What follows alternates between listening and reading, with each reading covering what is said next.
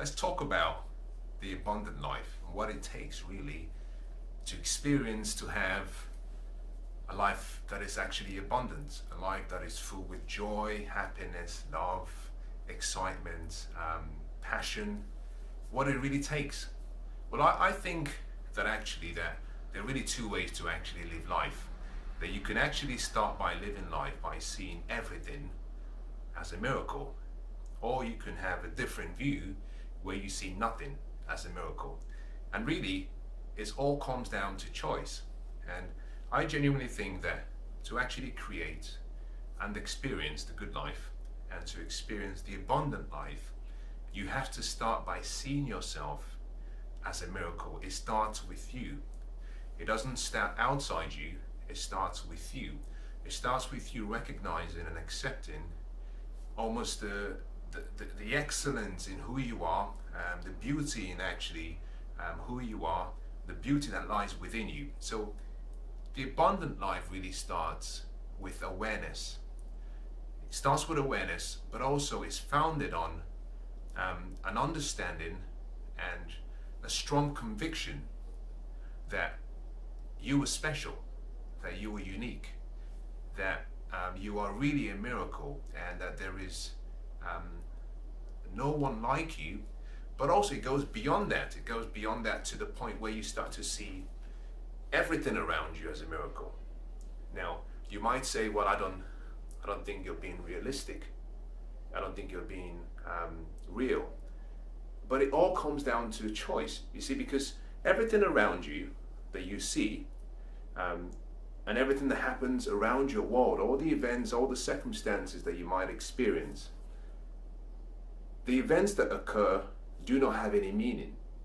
They have no meaning, they have no power except the meaning that you associate with that event, except for the power you give it. Nothing has any power outside you except the power you give it. And so all the power is actually contained within you. And so to actually experience the abundant life, it starts with you actually just recognizing that you are a miracle.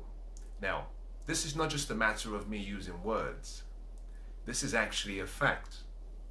This is the absolute truth. And I say this with deep sincerity. And I say this because actually I know it to be true. Now, I haven't met you, or I may have met you before, but I can make that statement simply because I know that you wouldn't have actually been drawn to actually listen to a video or listen to a series like this, except there was something longing within you that was drawing you towards me. I think that whatever has been drawn or has drawn you to this video, for whatever reason, you might call that mistake, or it was a chance, or it was a recommendation.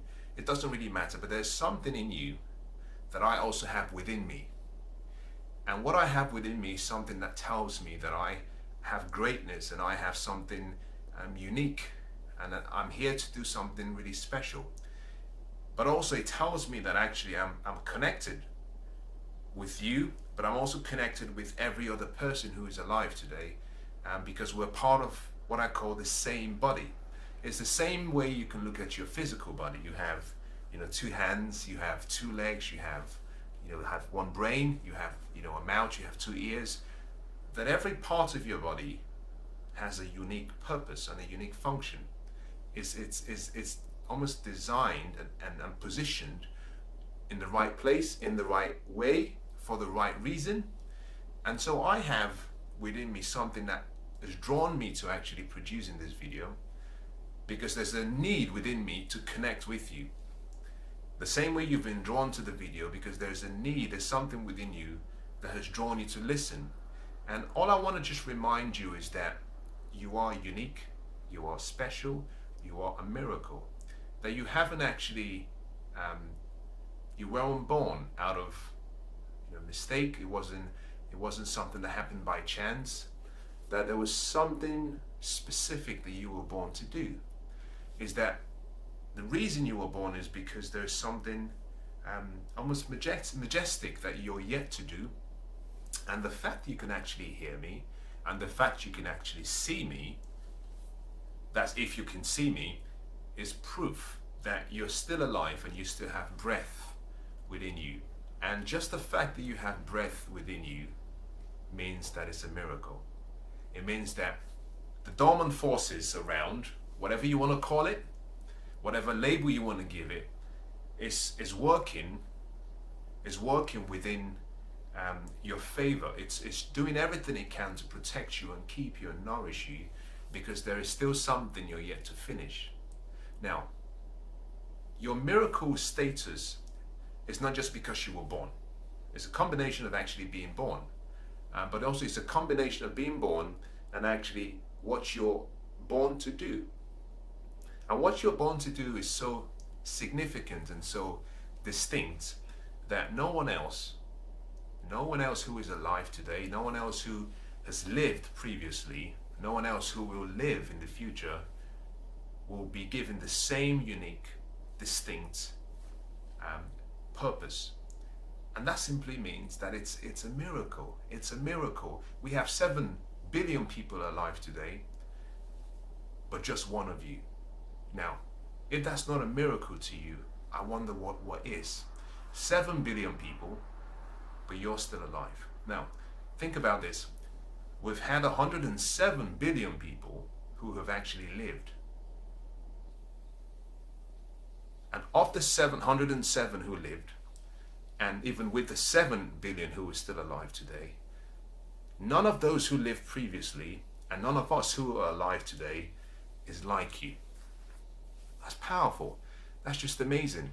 That simply means that you have a uniqueness, and that your uniqueness indicates and identifies almost the grand status of the miracle that you are. And one of the most important things you have to do to actually live the abundant life is recognize that you are unique. Is that you are completely what I call an original. You know, you're an original. You're the only prototype, one of a kind.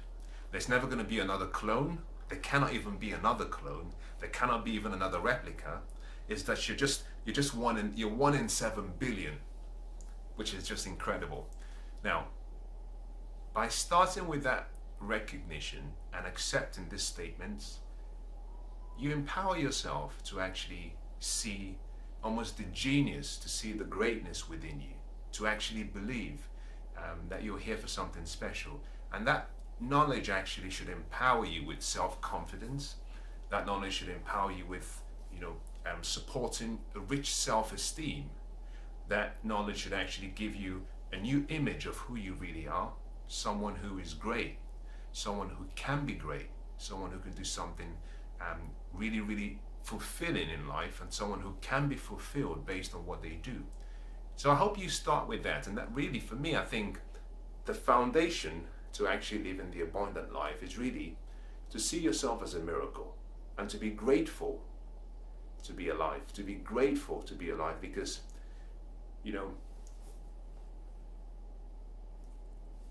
this morning, I can bet that there were families around where you are. I can bet that there were people where you are, maybe within, who knows, 2 miles, 1 mile, 10 miles from where you are right now, who woke up this morning,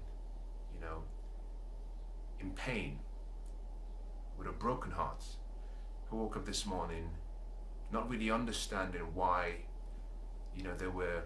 they've been either inflicted with so much pain and sadness based on someone they lost. You see, somewhere around the world every day, every minute, someone graduates from this world. And I can't explain why, I'm still here. You can't explain why you're still here. Deep down within me, I have a genuine belief that it has to do with grace. And it's important that I just take 1 minute and just give you my definition of what I call grace, because I cannot really explain grace, but I have a slight understanding of what I call grace. Now, there's a difference between being thankful and being grateful. When you're thankful, you're really thankful for something that you're being thankful in response to something that you've done, So something that perhaps you believe that you deserve.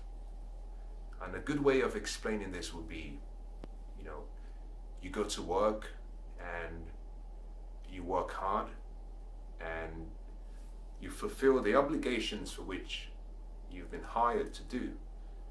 And at the end of the month, you get a salary, or at the end of the week, you get a salary. And so you're thankful, but you're thankful is almost in proportion, and sometimes it could exceed. But in most cases, you're often thankful in proportion to the fact that you put in the value. You've created value for the company. You've helped them solve a few problems. So your thankfulness is actually something you believe you deserve. It's in response to a gift you received that you think you deserve. Now, on the other hand, I see gratitude slightly different. I see gratitude as being something that you receive, a gift you receive, but you don't really, you haven't received the gift as a result of something that you deserve. That in most cases, perhaps, that you're not even the most deserving of what you've received. And I see life every day I wake up in the morning. It's a miracle, because I know that there are a lot of people around where I live, the country that I live in, and I know there are a lot more, I would say, much better people than I am. But I'm still here, and some of them are no longer here. So you have to start with the understanding that every breath that you take, that you have, is a miracle. You don't deserve it. You haven't earned it. It has nothing to do with you being a genius. It has nothing to you being actually having a high IQ or being incredibly beautiful. It has nothing to do with what you've done.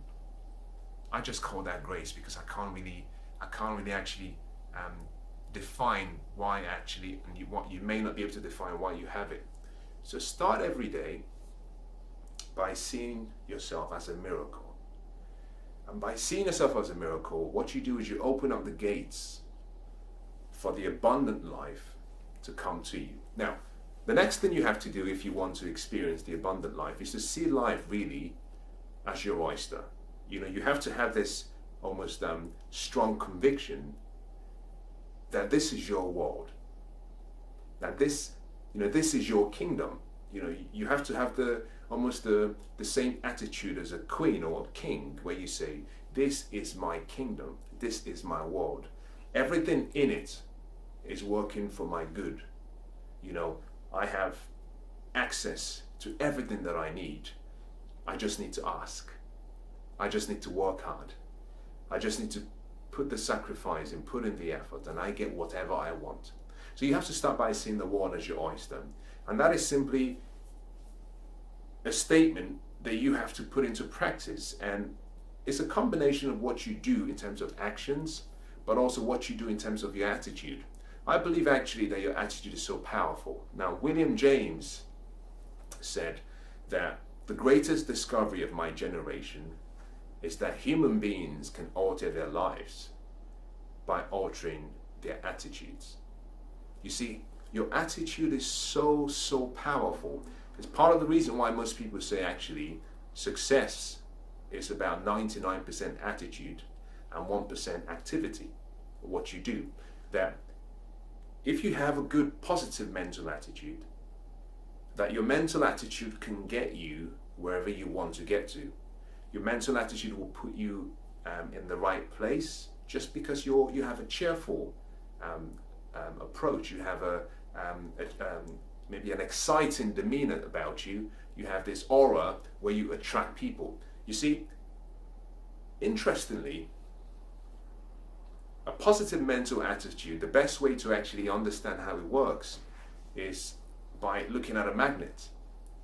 Is that a magnet operates based on the law of attraction. Is that if I had a piece of magnet in my one hand and on the other hand I had a piece of small steel, that what would happen is actually you would see that the steel would be drawn to the magnet. And that is the same way that when you have a positive mental attitude, you start attracting positive thoughts and things and people to you, because you're portraying this thoughts and feelings that are also positive, that are actually empowering. And so you have to start by seeing the world as really your oyster. And that means you wake up every morning and you simply say, listen, everything that is going to happen today and everything I'm going to be in contact with has been specifically positioned or strategically positioned in such a way that is working for my good. That everything is working for my good. It's like the inverse, the inverse of being paranoid, where you think, everything is against me. To live the abundant life, you have to come from a place where you see everything is working for you good.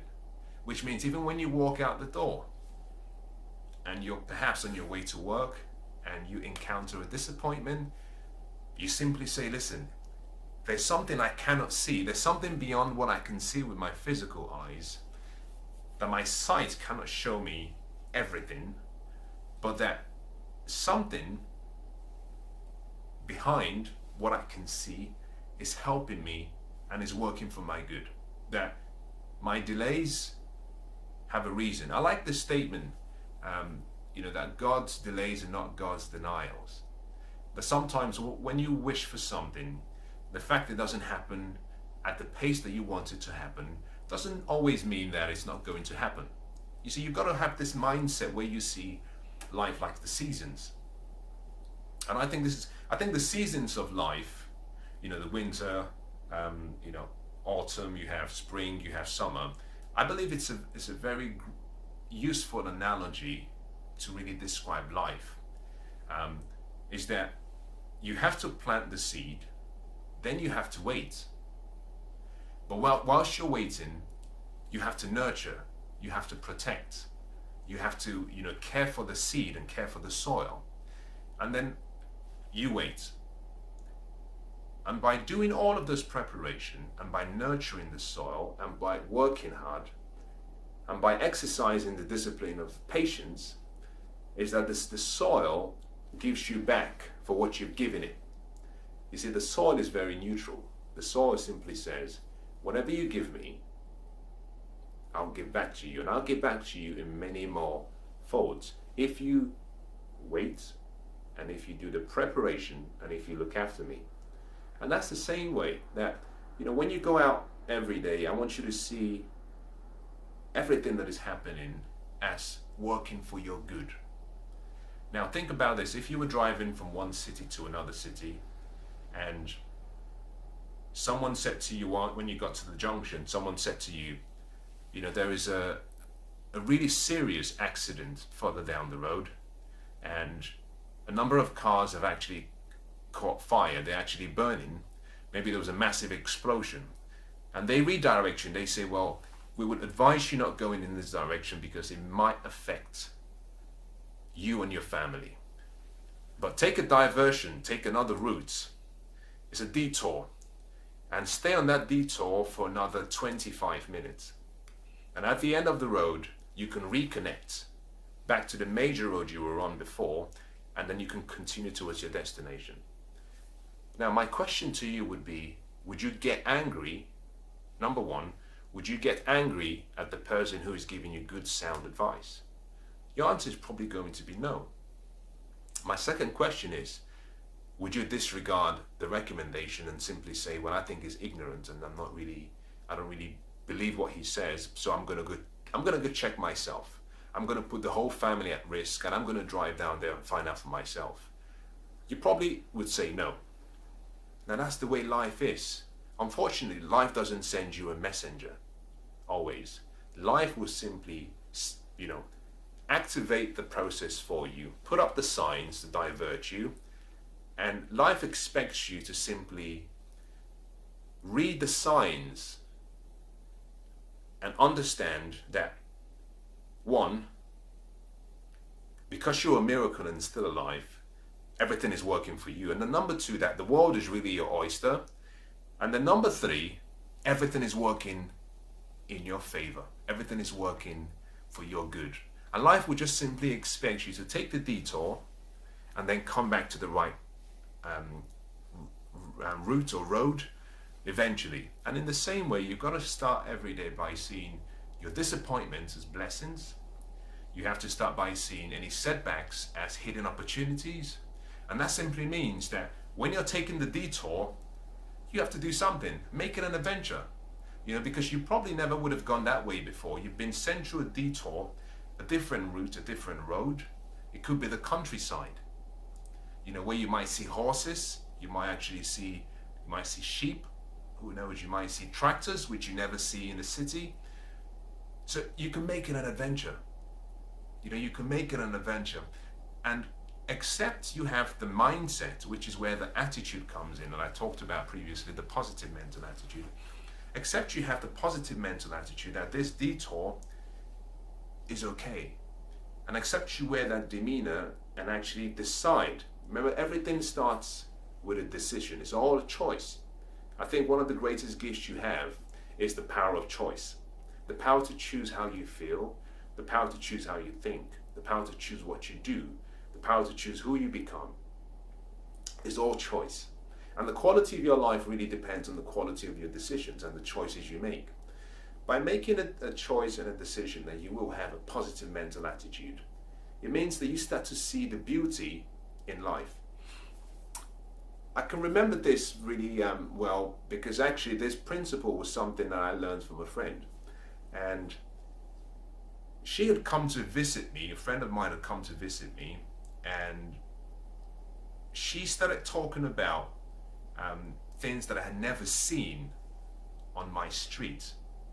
Now, I have the station nearest to my house.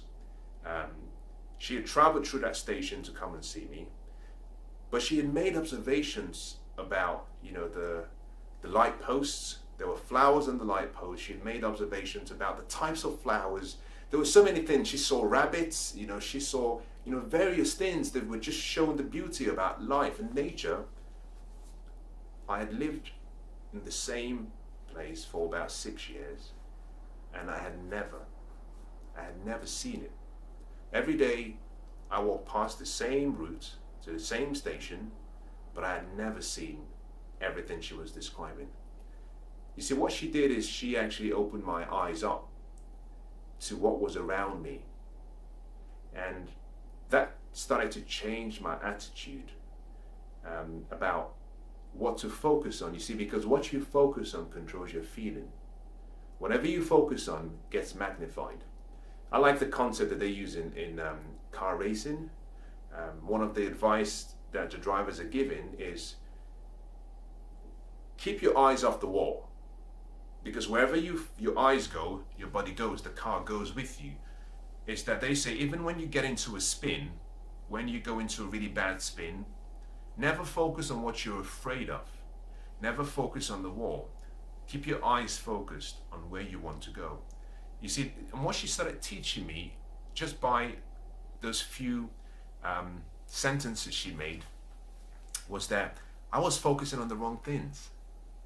I was focusing on traffic. There's too much traffic around here. I was focusing on some of the shops, or the streets are dirty. But she was seeing something much bigger. It's all a choice.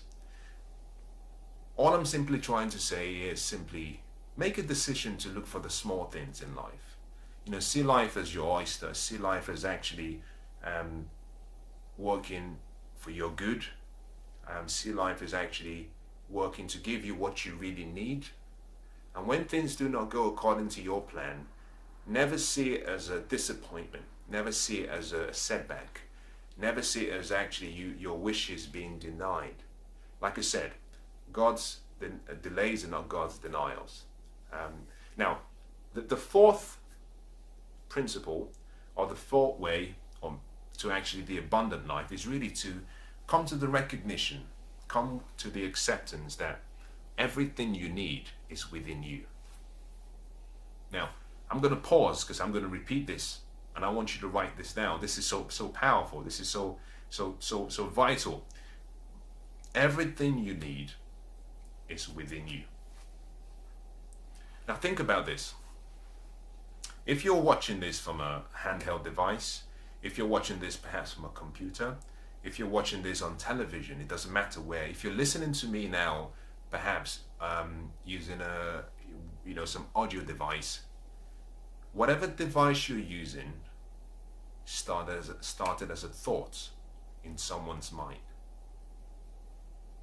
Now think about this. Whatever you're using to either listen or see me started as a thought in someone's mind. And what this simply means really is that everything that we see around us came from something that we couldn't see before. That everything is formed first as a thought, as an idea, and the idea is actually almost protected and nurtured and fed, and that idea becomes something like a concept, and through a concept we develop those concepts and they become things, and then we can actually use them.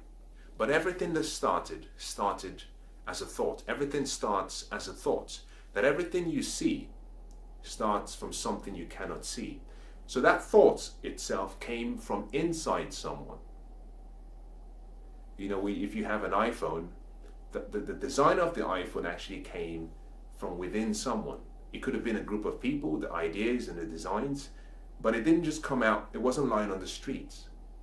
These ideas came from within someone. In the same way, everything you need is within you. Now, if you can understand this concept, I think you've got it made. I think you got it made big time. What does this mean? This means really that to have the abundant life, you don't need anything outside of you to make you feel happy. You don't need anything outside of you to make you feel loved. You don't need anything outside you to make you feel fulfilled. That everything you need to feel significant, to have the level of excitement you want in your life, to feel passionate, is within you. Now, I know you might be saying, I don't really agree. I disagree with you. You know, it has to come from without. Trust me when I say this, it never starts from without. It always starts from within. It starts from within and then it comes without. Now, let me ask you a few questions. And although you cannot answer my questions, you know, I'm going to pretend I'm answering for you. I'm going to hope that I'm answering correctly for you. But if I ask you the question, what assets do you have? What true assets do you have? What assets were you born with? What were you given? What would you say? Now, I hope you don't say nothing, and I hope you don't start telling me about cars and houses and clothes and all the material things, because I'm not talking about tangibles.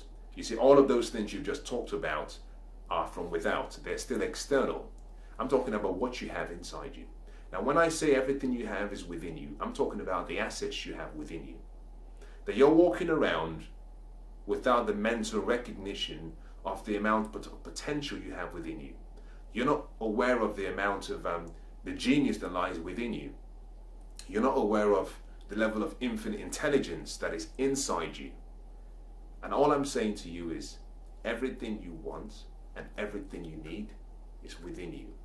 You simply have to look within to let it out. You simply have to look within to recognize what you have and then let it out. If you're willing to look within, if you're willing to stay focused on what you have, you can create anything you want. Anything you want. You can be, do, you can have anything you want. Now, what are these assets that you have? Now, let me answer on your behalf. And I hope I actually do a good job on your behalf. I'm representing you right now. The first gift you were given, the first thing you have, the very first thing you have, is you have time. Now, this might seem as though, well, I don't really see how time is really an asset. Well, you see, time is really your most important asset. That whether you are, think about this, whether you are a billionaire, whether you are a beggar, whether, not you directly, I'm just making generalized statements, I know you're not. You might be a billionaire listening, yeah, that's good, or you might want to be one, that's great. And I'm hoping you're not a beggar, but if you are, that you're moving towards actually getting away from that. The point I'm making is, I'm not saying you are a beggar,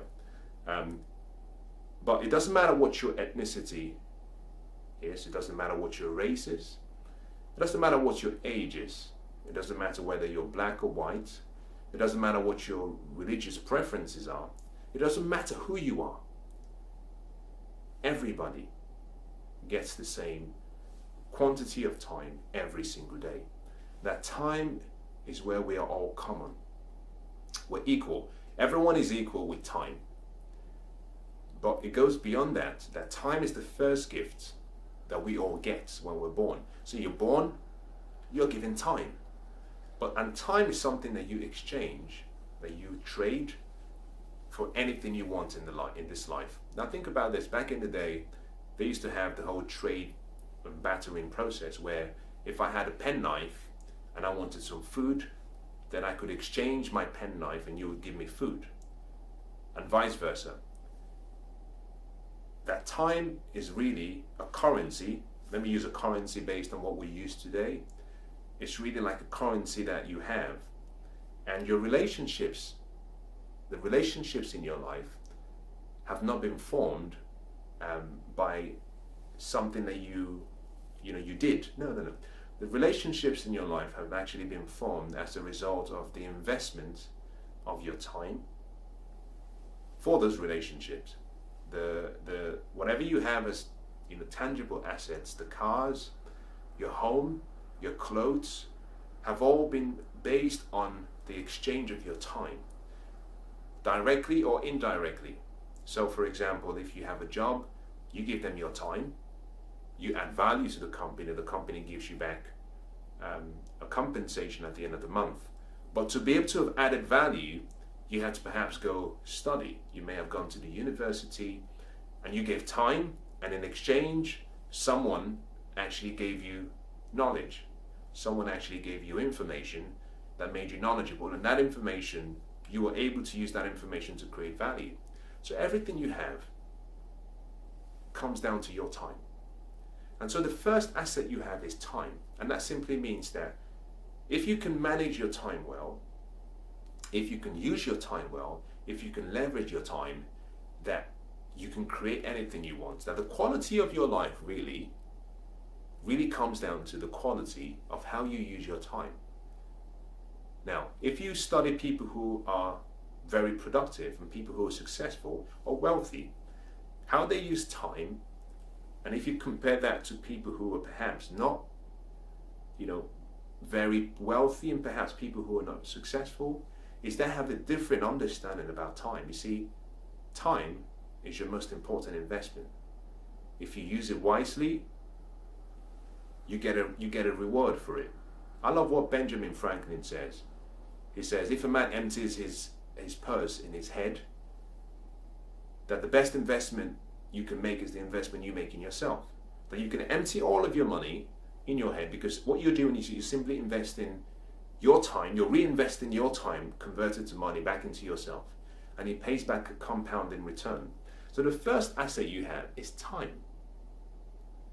Use it well, leverage it well, you can create whatever you want. The next thing you have is you have a mind. You have a mind, and a powerful mind. You see, we're now we've gone from the industrial age, we've gone through different ages. We went from the agricultural to the industrial, and it's been growing, it's been changing. I actually believe that we're now in the age of the cortex.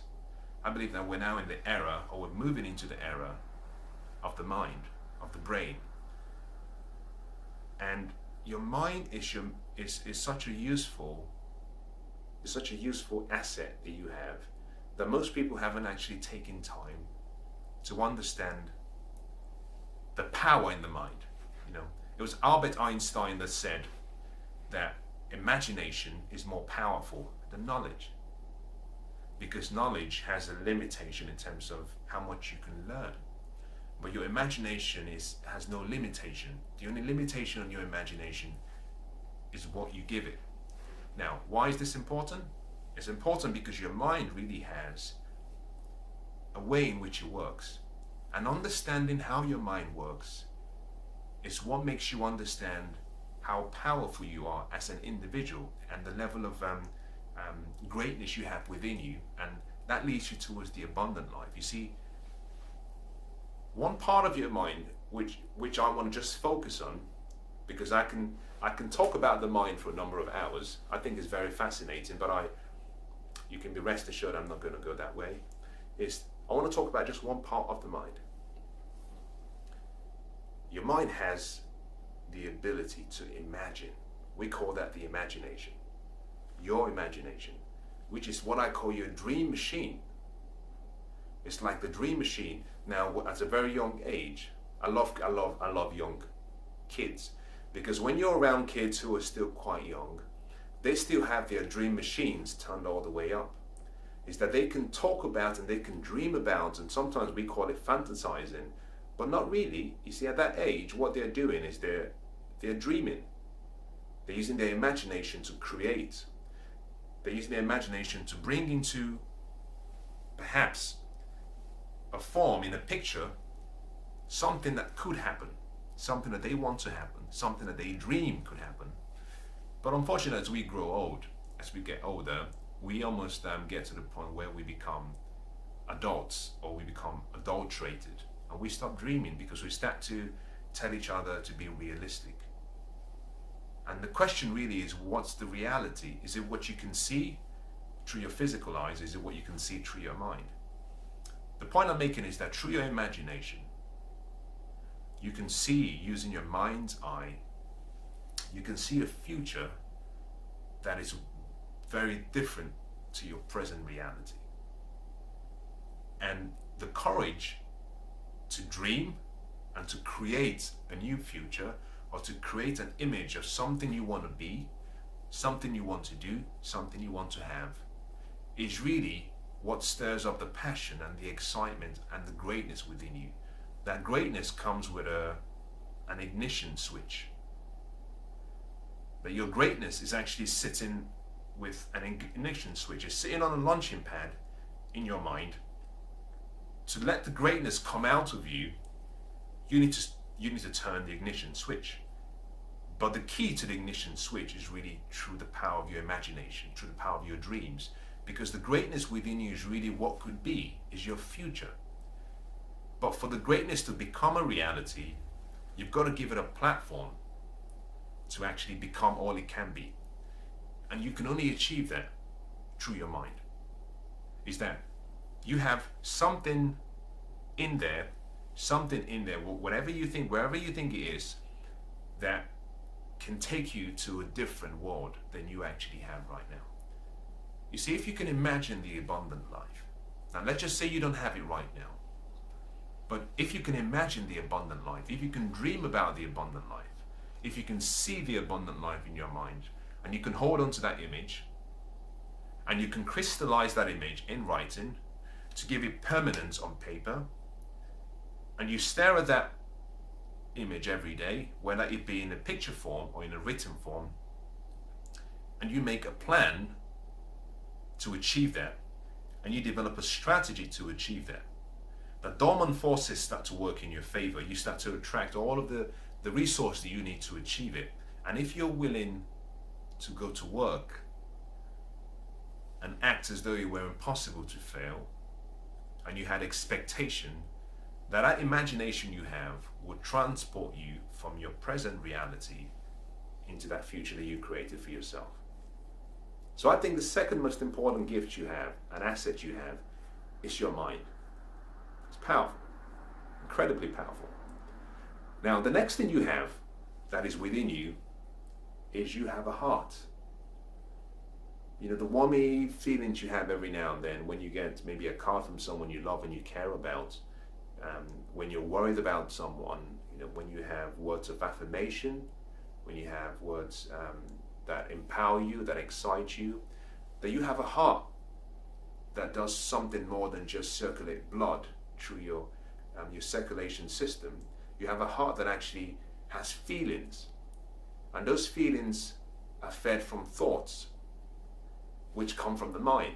So you have a heart that communicates with your mind, but also that communicates with your physical body.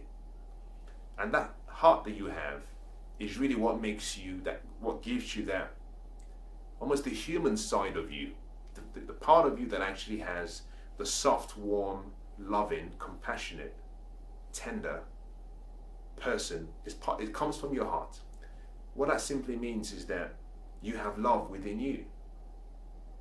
You see, most people are trying to find love out there. Most people are chasing love. The trouble is, if you've ever been to a jungle or if you've ever tried hunting, you would realize actually that when you're hunting, that whatever you're hunting recognizes that it's been hunted, and they do what they do well. They run. But if you were to see yourself rather as a hunter, I'm looking for love, and see yourself as a fisherman or fisherwoman, and you can just simply hold your bait, is that the fishes come to you. You attract the fishes. That love is not something you pursue. Happiness is not something you pursue. Wealth is not something you pursue. Joy is not something you pursue. Success is not something you pursue. These are all things that you attract once you connect with who is inside you. That your heart is what connects you with who you are on the inside. And if you have love, you have everything. The greatest of all things that anyone can have is love. Without love, everything is actually wasted, everything is useless. And that only comes, the only way you can know that is with your heart. So you have a heart, and the fact you have a heart means you can love. And because you can love, it means you can do what you were born to do, which is to give love. And there's no greater feeling than giving love. And that doesn't just stop with people in your inner circle. That actually goes way beyond where you give to everyone. And this is the reason why it says that one of the greatest commandments was actually to love your neighbor to the same degree that you love yourself. To love your neighbor as you love yourself. Because that's the greatest commandment, love. And if you have love, you have everything. Now, the next thing you have, which is number 4, which is something I talked about slightly previously, you have a brain. You have a brain, but not just any kind of brain. You have a brain with 10 billion brain cells. Excuse me. You have a brain with 10 billion brain cells. And this brain is so powerful that it's quite, I don't think I'm going to do it quite much justice by trying to explain to you how powerful your brain is. But your brain is so powerful that if you think about all of the great people who you admire, you know, the Thomas Edisons, the Albert Einsteins, the great minds that we've had who have actually graced this beautiful world that we live in, even those, you know, Stephen Hawking, those who are still living, is that we've been blessed to have seen people who had such an amazing brain. But guess what? Their brains are no more powerful than yours. What they've simply done is that they put it to use in a different way than you've done yours. It's like a muscle, is that they've literally just simply built more of a much stronger stamina based on how they've applied their brain to the specific area of their passion. You've used yours in a different way. It doesn't mean one is better than the other. It just simply means that they've been used differently. But you have the same level of intelligence. Now that brain you have has a potential that is unlimited. Unlimited power, unlimited potential. You know, if anyone has ever said to you that, you know, you can only use about 10% of your brain or your mental ability, that's just trash. You know, that's just nonsense. You see, because the potential of the brain is unlimited. What you may have done in the past, yeah, that statement might be correct. Who knows? It could be even 5%. Some people maybe 2%. But the future is what we're talking about now. And all I'm simply saying is if you put your brain to use, there is no limit to what you can do with your brain. Absolutely no limit. And no one can teach me or tell me or convince me otherwise. I genuinely believe that everybody has a potential that is unlimited. A lot of it is not tapped, a lot of it is not discovered, a lot of it is not put to use, but it doesn't deny the fact that it's unlimited. It's very similar to saying, well, I don't believe in gravity, and my response is simply, ignorance to the law of gravity doesn't actually erase the existence of the law. The law of gravity still exists. Whether you respect it or not, it still exists. Now, whatever you do, whether you agree or you do not agree with the law of gravity, my recommendation is this. Do not walk to the top of a building and walk off the top of the building thinking the law doesn't exist. Because the law will do what it does well, it's going to pull you down. In the same way, you have an unlimited potential in your brain. Whether you accept that or you don't, doesn't diminish the fact that your brain has 10 billion brain cells, and even more, and it can do whatever you can put it to use for. It can do, and it can exceed your expectations, and the potential is unlimited. Now, the next thing you have is you have the willpower. You have a willpower, which is part of your choice. Power of choice is that your willpower is simply the power of your will. Your willpower is almost made available or made known through various ways. Self-discipline. You have self-discipline. Persistence, grit, staying focused. Is that you have this willpower where you can channel all of your energy and use all of the resources that I've just described in such a way that actually is focused in one direction towards your goal. Now, humans are the only life forms who have the unique ability and who have the rare gift of the power of choice and the free will, is that you can choose what you want. The reason I mention this and I stress this slightly is because your past and your present does not equal your future. I want you to understand that. Whatever you've done in your past, whatever you've done in your present, does not equal the future. That you can take everything that you've done so far in life, and it could be terrible. You could look at everything you've achieved and say, I'm no good. And I want to encourage you and simply say, your willpower is like a muscle.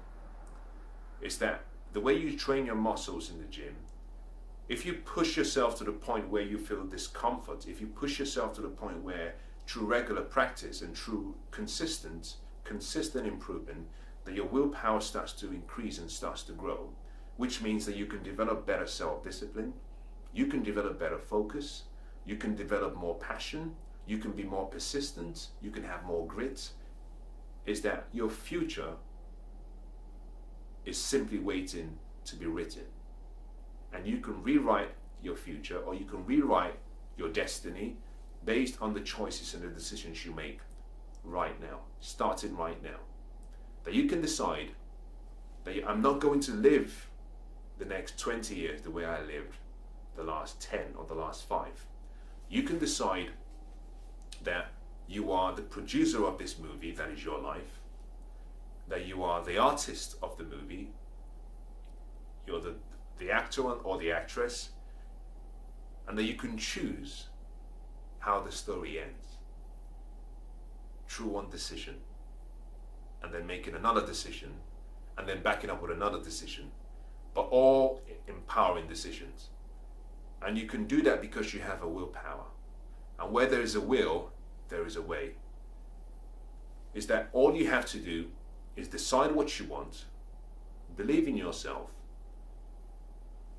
be willing to let go of your past, toss it away like you were tossing away maybe a coat or a jacket you were wearing. Just toss it away, and simply say, today I start new. And I have a willpower. I'm going to make a decision, and I'm going to support that decision using my willpower. Your willpower is unlimited. Now, to do that, let me just give you one simple strategy. If you're listening to me and you're saying, I'm ready, I need to make that change, I want to make that change right now, I'll give you two. I'll give you two. I don't think one is ever enough. Let me give you two. The first is actually pull together a list of reasons. You see, the beauty about your willpower is that your willpower can change forms. And that means it can go from just being your willpower to being what I call your why power. Reasons is simply the question why. And wherever you have a strong enough compelling reason, the reasons will pull you through whatever challenges you have. Your reasons will pull you away from where you are and keep you on the straight and narrow.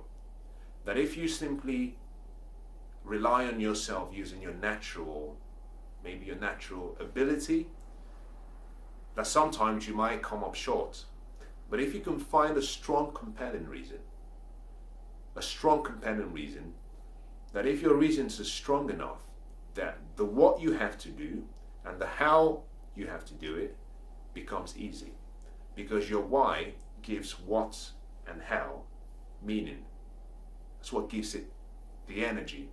That where there is a strong enough reason, you can do anything. So to change, start today, identify a number of reasons, make them as many as you can, maybe 10 or 15. If you cannot find reasons, let me give you some clues. Do it because you actually deserve the abundant life and you deserve a life better than what you're experiencing now. Do it because actually you can become the best you were born to be. You can reach the potential you were born to reach, and in the process you can make a difference in the world. Do it because the greatness within you is actually screaming to be let out. Do it because actually you care, and you care about the world and you care about the people in the world.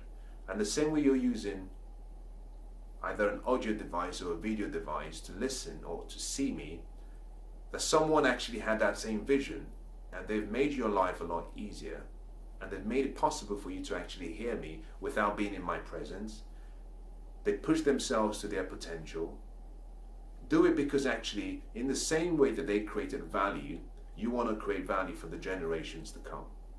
Now, if you have a family that you care about, and you have people that you care about, or something that you love, or something you care about, do it for it. Do it for them. Have your reasons. I found from my experience that you have to sometimes go beyond yourself to develop the level of inspiration that you need to achieve your dreams and goals. That by connecting your goals and connecting your burning passion or desire to something bigger than yourself, by connecting it to something grander than yourself, by having a life contribution you want to make, that you find much more strength, much more energy within you to actually take the first step, but also to endure the race. Is that when your reasons are strong enough, it's easy to endure the race. Now, the second thing I said I was going to give you is this. Once you've identified your reasons and you've decided to take action, find someone and share that promise you've made to yourself with them, and let them become your accountability partner.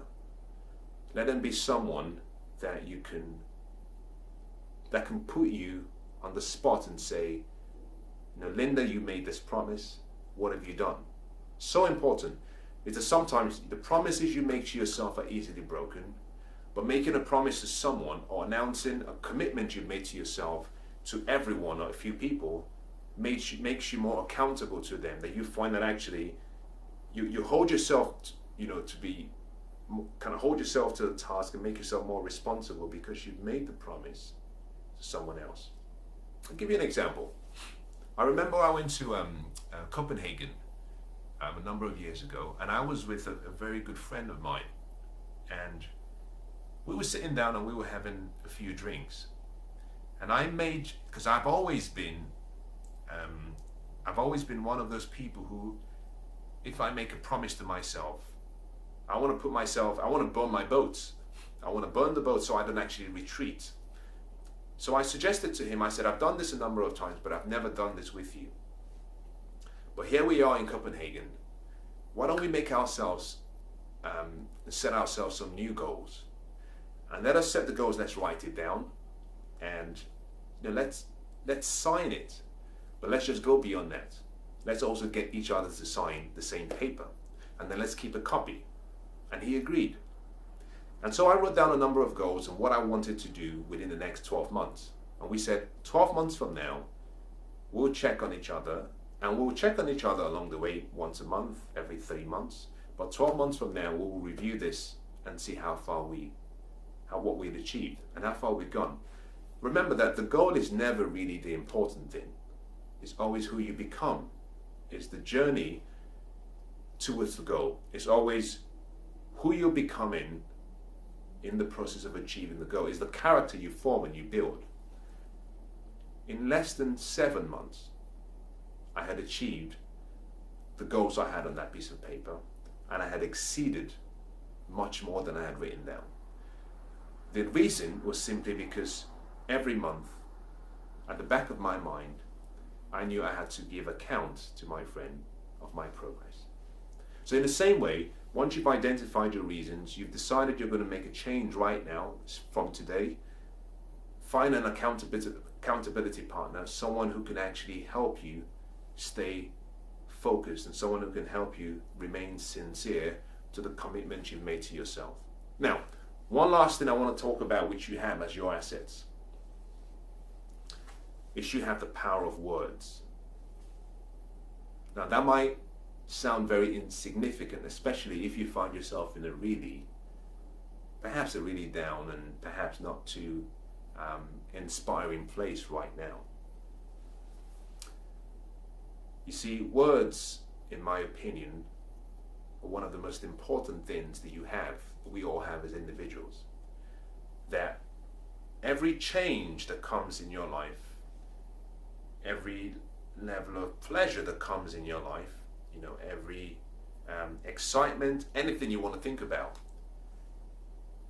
that has the ability to make a difference in your world, starts off as a conversation. It starts off through communication, and really the quality of your life, really, like Tony Robbins says that the quality of your life is really the quality of your communication. And I think that's really true. That what you say to yourself really decides,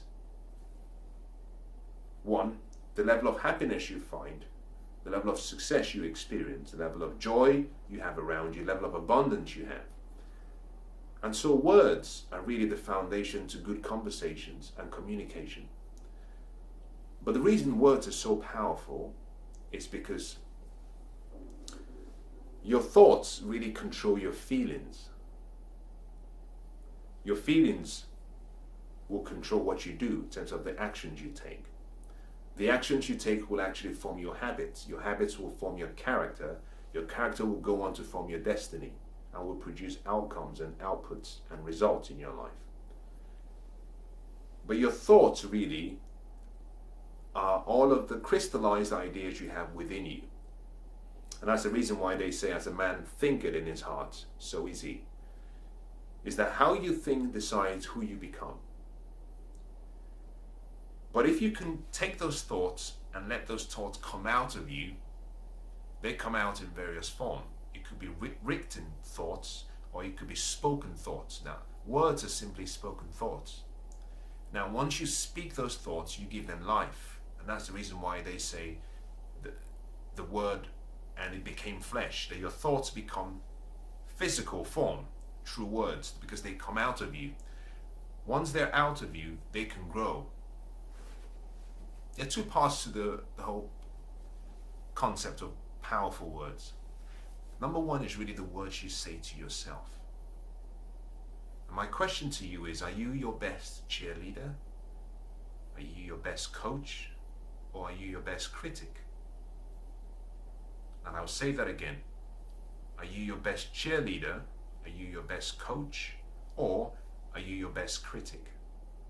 You see, because the words you speak to yourself does two things.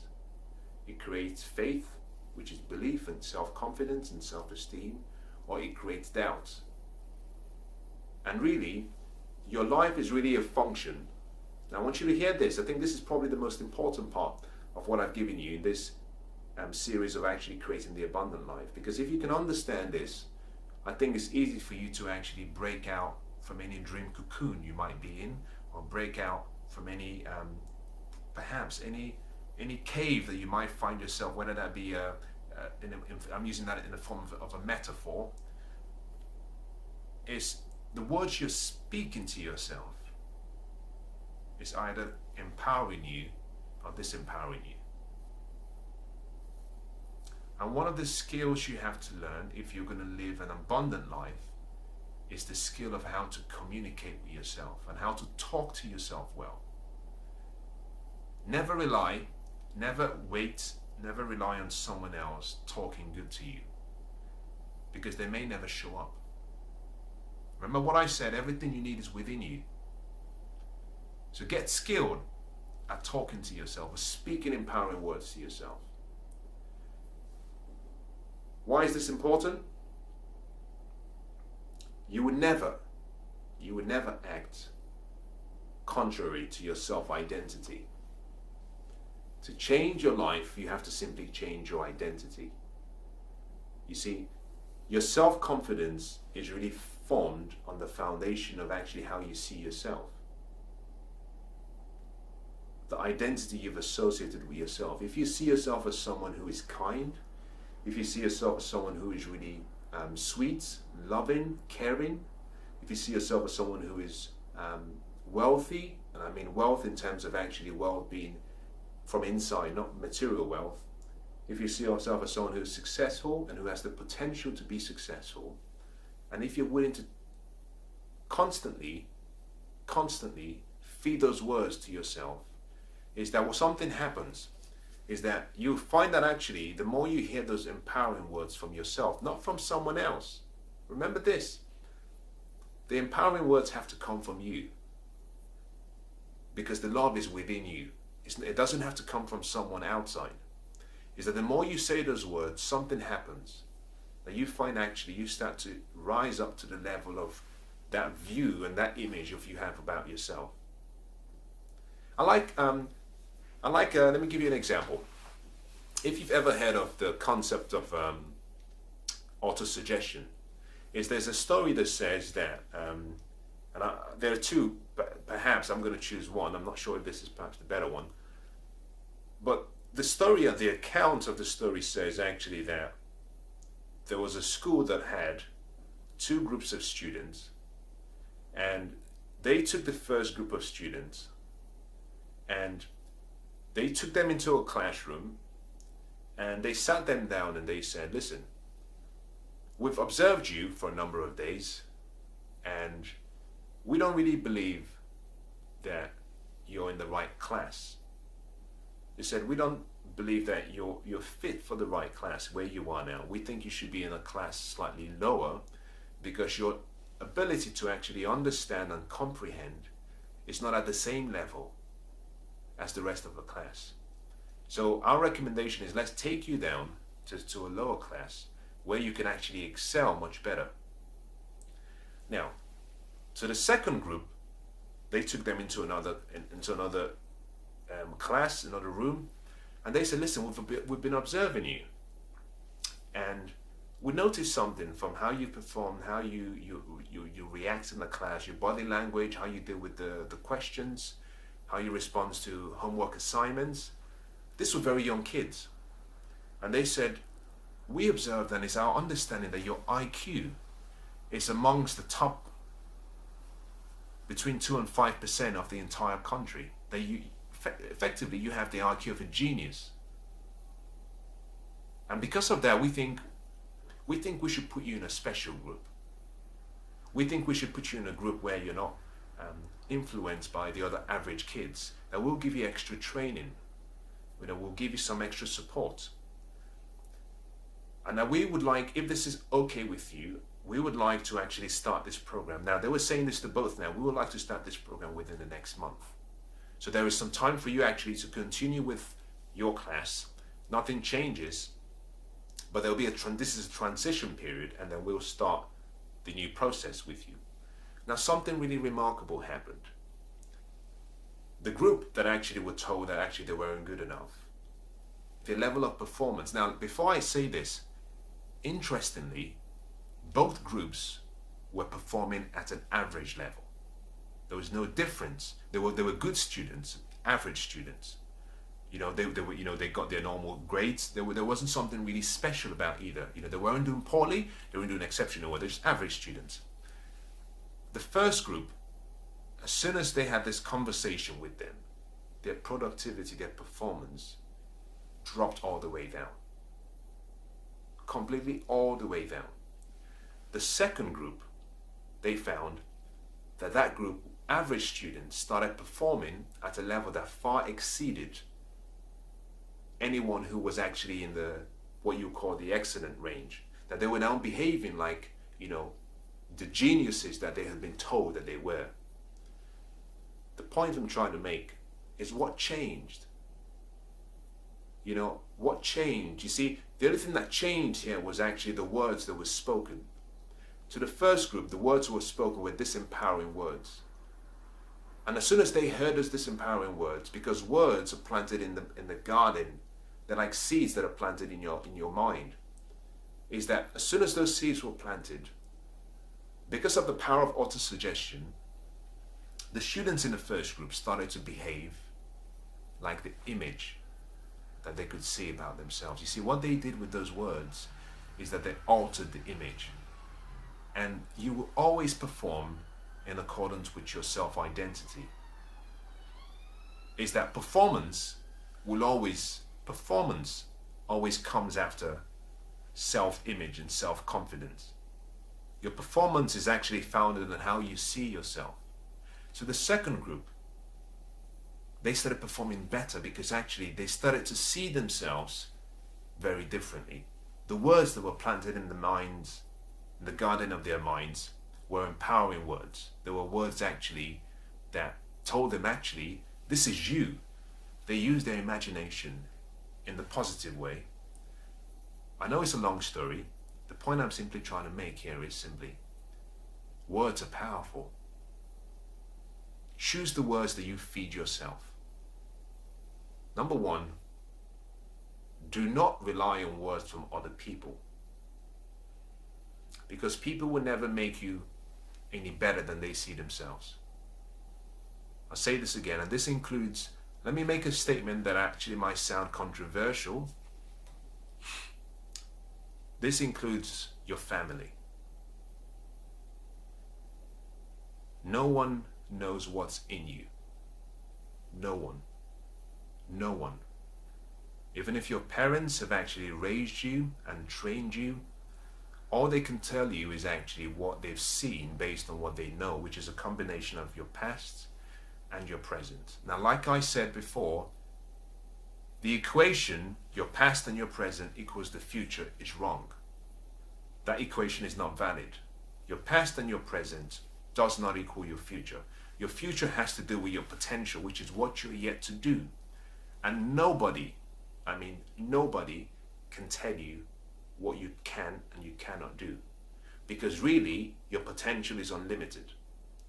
So choose the words that you allow to feed and you plant in the garden of your mind. Become really good at talking to yourself. Because no one else may talk to you in the right way, at the right time, when you need it. So get really skilled, get really good at speaking to yourself. Use words. Now, once you get skilled at speaking to yourself, automatically what you'll find is your level of self-confidence, your self-concept, which is really a combination of your self-image, your self-esteem, and your self-ideal, will start to rise, because you're now rising up to the level of the identity that you see yourself. Affirmations are powerful. Disregard what anyone has said to you in the past, that affirmations are for sissies or affirmations are for weaklings. There is power in words. Affirm yourself every day and talk to yourself like you would talk to a third person or another person who you really love. Speak to yourself with empowering words. Use soft words, encouraging words, words that actually make you feel. And actually, do you know what's quite interesting? When you start this, it will feel very uncomfortable. It'll feel very unnatural. But I want you to try this. I want you to try this. I want you to write me and say, well, I disagree with you because I tried it and it doesn't work. But I can promise you something. If you do write me, or if you do message me, you will say to me, I can't believe how much this has changed my life. And the reason is because if you can stay consistent, and if you can do this through repetition, because that's how you develop a new habit, if you can do this consistently, what you find is that you go from a state of feeling uncomfortable with talking to yourself, and then you go up to a place where you start to become more relaxed, and then you find actually you get to a place where you're empowered. Now, if you look at, I think tennis is perhaps, I could be wrong here, but I believe tennis is perhaps one of the top 2 or the top 3 sports that is the loneliest. And the people who actually succeed in tennis are the people who know how, who have mastered how to talk to themselves. Whether spoken words or whether they're repeating the words and thoughts in their mind. And the reason is simply because in tennis, you don't have your team. No one can talk to you. You're on the pitch. You're on the tennis court. No one can talk to you except the umpire. But no one can talk to you. So you have to. Tennis players have to master the skills of talking to themselves, of great communication. You have to see yourself as a tennis player, that this is your world and this is your life, and that you are your coach and you are your own cheerleader. And I want you to sing the great songs, and I want you to dance for yourself, and I want you to feed yourself with great empowering words. If you can do this, you give yourself the opportunity to start moving in the direction of the abundant life.